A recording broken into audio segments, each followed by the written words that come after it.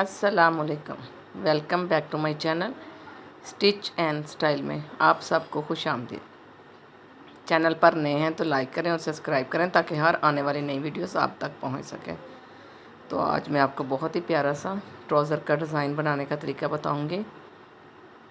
ये कटाव जो है ये मैंने अपनी पहली एक वीडियो में कटिंग किए हुए आपको दिखाए हैं। इसी तरीके से आपने इसको कटिंग करना है और अपने ट्राउज़र की लेंथ जो है वो आपने 3 इंच कम रखते हुए पांचों पे जो है वो कटाव हमने बना लेने हैं। उसके बाद जो नीचे वाला कपड़ा है ये हम 4 इंच रखेंगे और इसके ऊपर जो है दूसरे कलर की जो मैंने तिरछा करके सिलाइयाँ लगाई हैं इसी तरीके से सिलाइयाँ लगा लेनी है आपने और इस कपड़े को सिलाई लगाकर सीधा कर लेना है और हम कटाव के साथ अटैच कर देंगे इसको अपनी शलवार की पमैश करते हुए कटाव के साथ अटैच कर देना है इसी तरीके से। और ये देखें ये हमारा ट्राउज़र बनकर तैयार हो गया है।